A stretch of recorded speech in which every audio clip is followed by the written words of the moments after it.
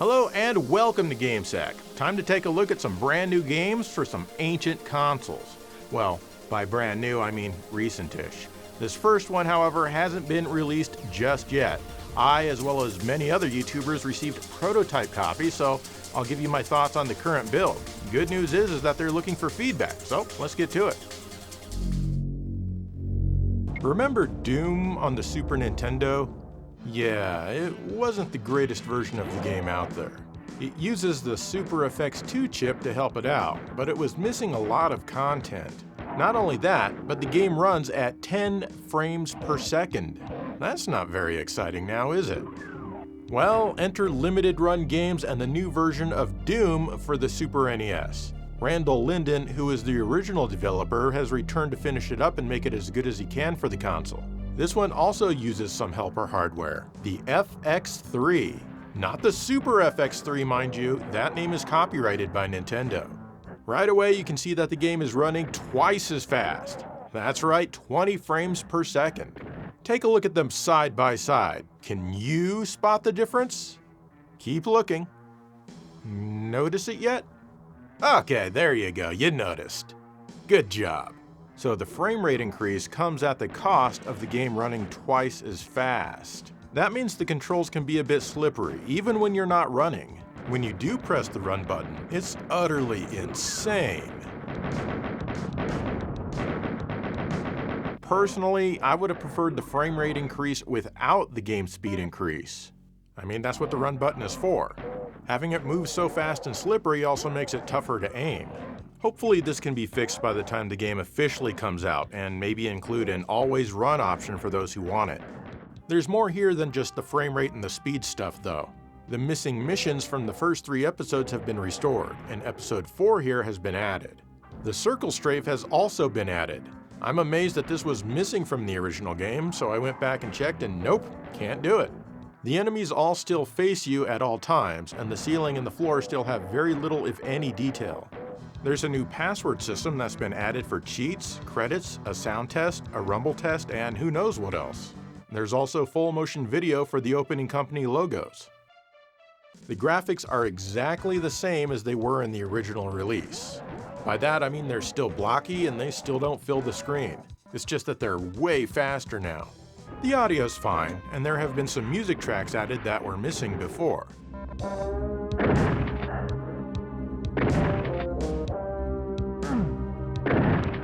Also available is a new Super NES controller that you can use with the game. The colors are likely to be different if you get one. It feels odd in my hands at first because it's not completely flat like I'm used to with my normal ASCII controller.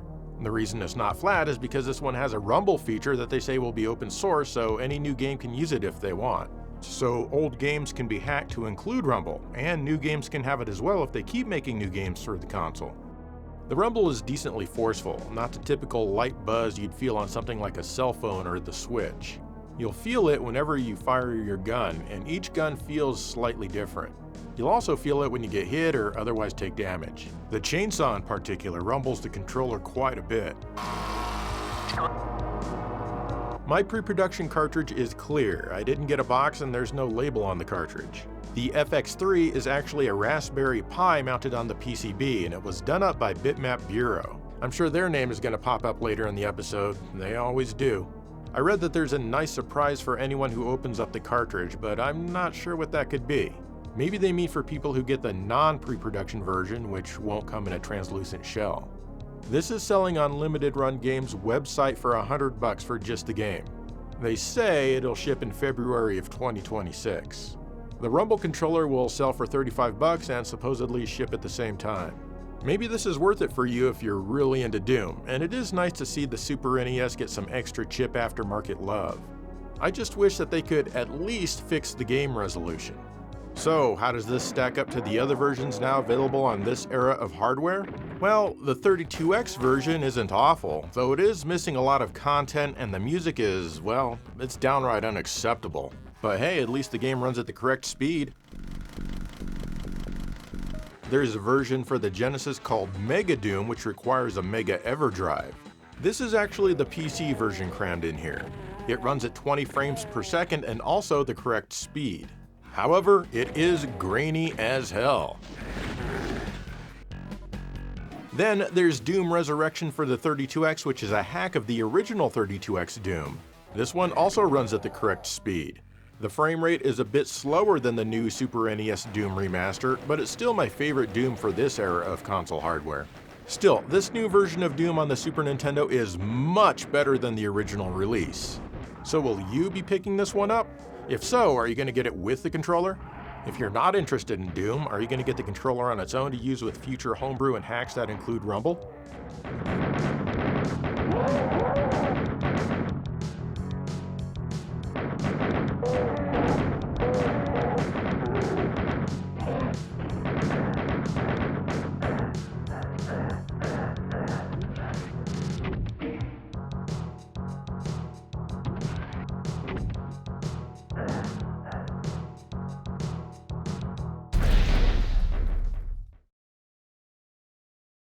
This next one is a very old game. It's also a new game. It's actually both at the same time. This is Shantae Advance, Risky Revolution for the Game Boy Advance from Way Forward, published by Limited Run Games. This was actually being made as the second Shantae game way back in the day, but it was never finished because they couldn't find a publisher. But in 2023, Limited Run said that they'd publish, so Way Forward came back and finished the game. Like I said, this version right here that I'm playing is on the Game Boy Advance, but you can also get it emulated for any of the modern consoles. Anyway, this is a typical Shantae game, and that's pretty much always a good thing. Risky Boots is once again the bad girl. This time she's twisting the world around, putting everything in a different place. You have to fix machines so that it can be twisted back. You attack with your hair, and you can also do all of the common things that you'll find in good platform games. This is very similar to the Wonder Boy and Monster World series, and naturally it's also a Metroidvania. On your way to rid the world of Dracula and Mother Brain, you encounter fountains. You then fight the boss, and after you beat it, you'll get a wish stone. Put it in the fountain and you'll get a new dance move. This lets you transform into different things. For example, a crab that can sink in water. Now you can explore all of the underwater areas that you couldn't before. Next, you'll be able to turn into a monkey who can jump high and climb walls. This will allow you to get things needed to advance in your quest. Of course, each level has lots to explore, and you'll often come back to them once you get new abilities so you can explore everything that can be explored. The only problem with all of this is that there's no in-game map like you'd expect with a Metroidvania. You're gonna have to use your own memory. Hope it's good. The main levels in this game have a multi-layered gimmick. The area will have a foreground and a background. You switch back and forth via certain gates. It's fun level design for sure, but it can get a little bit annoying sometimes. Just when you think you've mastered a level, it twists and now the foreground and background are different. Ah well, it's all good. This is only for the outdoor areas though, and the indoor layers feature a normal single plane design. You have shops where you can upgrade your attacks and buy other stuff. You have a few fetch quests as well, like getting the old rare game tape for this wolf.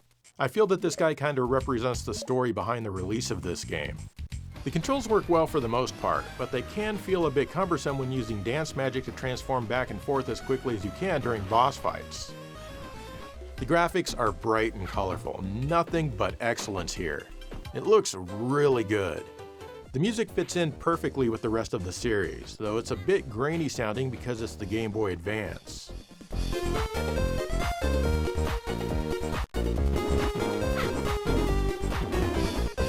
It's not done by Jake Kaufman, but instead by Maddie Lim. She did good. The Game Boy Advance version comes in a cardboard box similar to those that came out back in the day. Also included is a color instruction manual. The cartridge is kind of a translucent purple. Opening up the cartridge, we see the board which was manufactured by Retrobit, and what's going on here? These chips don't exactly look new, do they? Well, that's because they're not. Limited Run said that Retrobit needed to source some new old stock FRAM chips which aren't made anymore. I don't know, these don't look very new old stock to me. More like old stock. But they work fine. I'm not concerned with them damaging my system or anything. However, Limited Run really should have been upfront about this before release. They always wait to get caught first. I seriously hope that Eartheon on the Genesis is handled well and it doesn't have the typical Limited Run shenanigans associated with it. Back to the game itself though, this is a fun one, and it's going to take you several hours to beat it, and it really is well worth that time.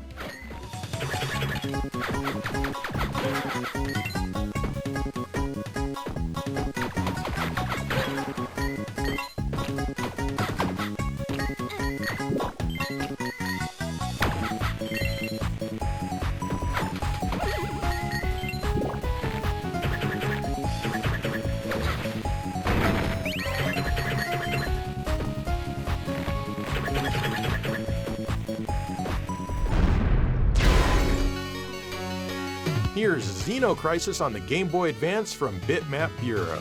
If you've been watching the show for a while, you know that this game is a staple in this series on GameSack. That's because it gets ported everywhere, and the Game Boy Advance version here is kind of interesting. First of all, the screen is rather cropped thanks to the lower resolution of the handheld. That means for the first time in forever, Xeno Crisis actually scrolls as you move around. This does affect gameplay, but not too badly. Mainly, I only need to walk around to find the flashing arrows after a room is cleared. But when shooting down bad guys, it's generally not an issue. However, during the boss segments, there's no life bar as it just can't fit anywhere on screen.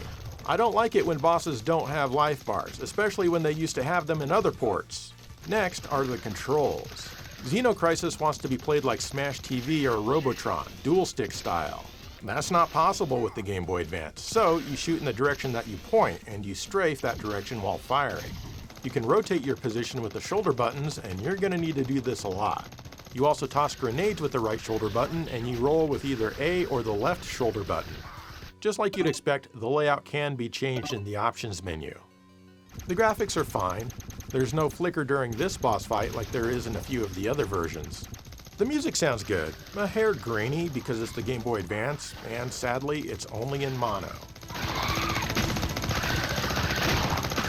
The intro doesn't feature the voice dialogues that some versions do, but there are more voices during gameplay than the Genesis original. Save me!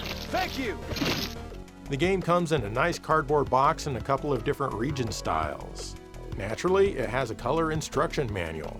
The cartridge looks like any other for the system. Looking inside the cartridge, Bitmap Bureau didn't have to do what Shantae did, as everything here is brand spanking new. This game came out on the Game Boy Advance before Shantae did, by the way. Overall, the game is still really tough, but if you want some Xeno Crisis on the go, this fits the bill pretty nicely.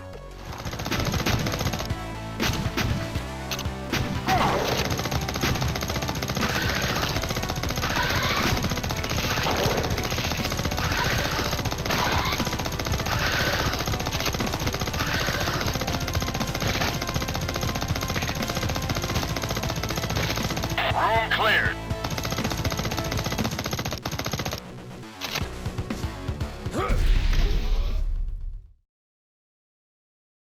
I like horizontal shooters. I also like single-plane beat-em-ups. Well, I've got one of each for you to peruse in this next segment. This is ZPF from Wide Pixel Games and published by MegaCat. This is a horizontal shooter that I showed a demo of last time. The full game is here now and is pretty much the same, just with more stages. You can choose between 3 different ships. The spaceship has a wide firing shot, which is nice. The yellow ship has a narrow forward firing shot, which is more powerful since it's concentrated. The night guy is exactly the same, except that he fires a bunch of daggers instead of an electric beam. The spaceship is absolutely the best because of the spread shot, which is helpful with all the chaos since everything comes at you from everywhere very fast in this game. There's also a melee attack that you can do, but there's really no reason to use this as far as I can find. You have to get in really close, and there's no reward for doing it. Each ship has its own unique melee type as well. Lastly, you have a limited amount of bombs, and each ship has the same style of bomb. As you kill enemies, they give you money. Fortunately, you don't have to collect it, it just happens automatically.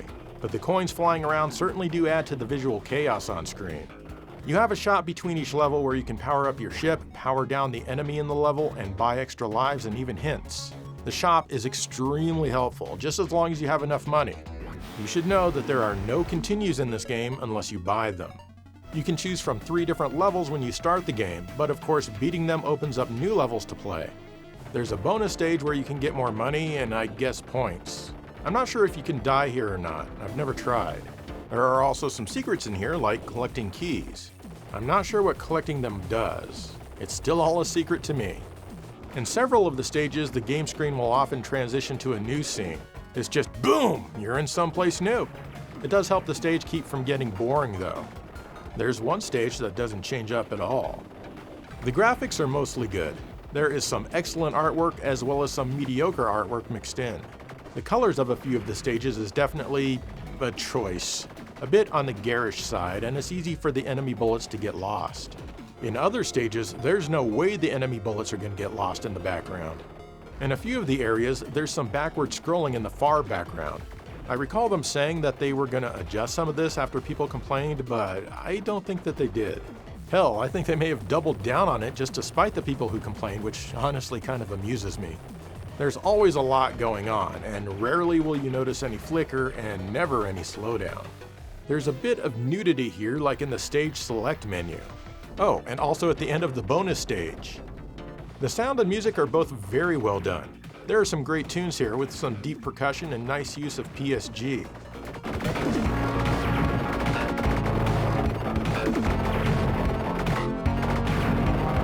The game comes in a plastic clamshell with reversible artwork, which is typical of Genesis games these days. There's also a full color instruction manual. The cartridge itself feels good, but the PCB I got was not beveled. This can be bad for your cartridge connector inside your Genesis if you insert it a lot. So I had to very carefully sand down an angled edge to protect my console. Unfortunately, you'll need a special game bit to open up the cartridge to fix it. You're screwed if you don't have one, no pun intended. Back to the game, the challenge is almost perfect as it's tough to make enough money to buy the good stuff in the shop. Unless you make sure never to die. I really like it. This is worth having in the collection for sure.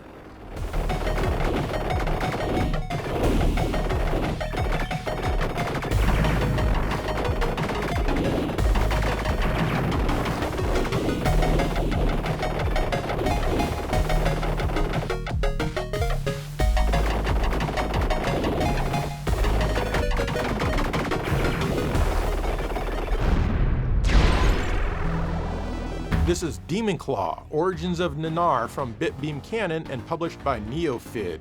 This game has, holy crap, 72 mega power! This is a side-scrolling single-plane beat-em-up style of game. Basically, if you've ever played Black Belt on the Master System, this game takes a lot of inspiration from that.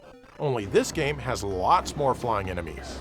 You punch your enemies to death, but you can also jump and attack airborne enemies and can also do air-to-ground attacks. You have a normal jump, and you can also do a high jump by holding up when you press the jump button. Your moves are pretty versatile. Like Black Belt, icons will occasionally float in from the top right of the screen after you've collected enough souls from defeated enemies. You want a high jump to grab them. These little symbols will restore one block of your life. These round ones are magic, and each level has its own unique style of magic. The first one you grab in a stage will power you up and seems to slightly extend your reach. The magic meter drains each time you press the attack button and refills when you're not attacking. Sometimes when you grab a magic icon, you'll get a bomb style of attack. Use this to do what bomb style weapons normally do. Eventually you'll get to the boss, and these guys are all pretty fun.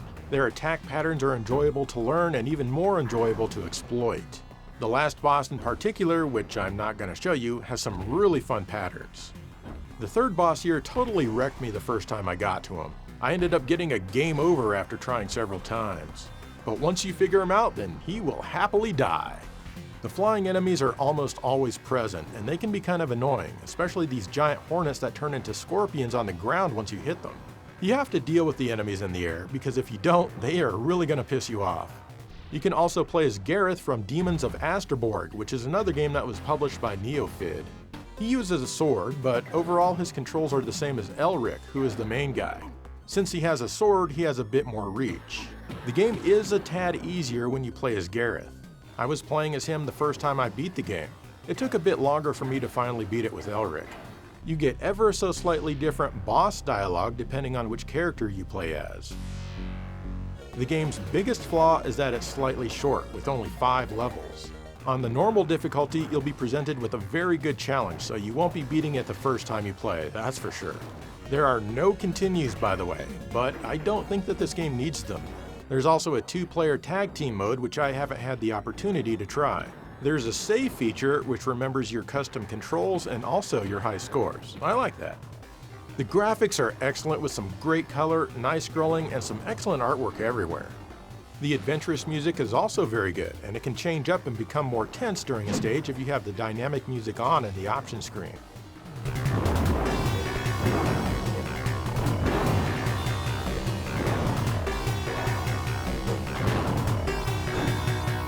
The game comes in a nice plastic clamshell, which of course has some reversible artwork. Also included is a color instruction manual and a set of stickers. The cartridge itself looks and feels good. Overall, this is a really fun game that will require many PlayStations to fully master. Excuse me, many play sessions to fully master. Why did I say PlayStations? I recommend this one.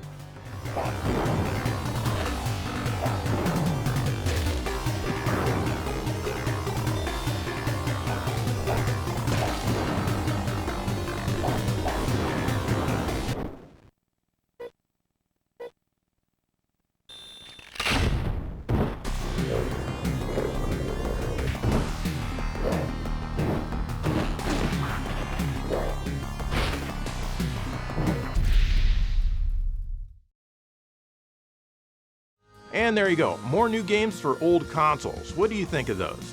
And I want to know, what is your opinion of limited run games? Do you think that everybody overreacts whenever something with them happens, or do you think that they deserve to be called out?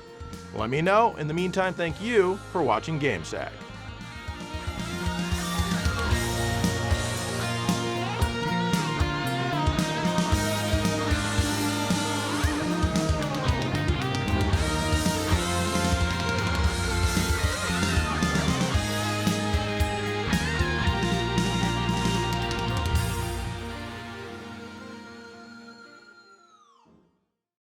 It's Hybrid Heaven from Konami! The new super fast, super challenging action extravaganza for your Nintendo 64 entertainment powerhouse! Blast down enemies using your super quick reflexes!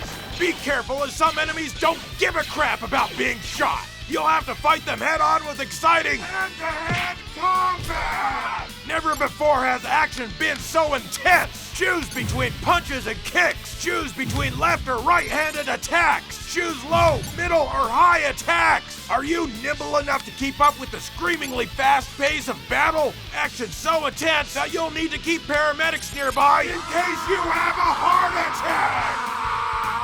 Get Hybrid Heaven from Konami today for your Nintendo 64 and be dead by midnight!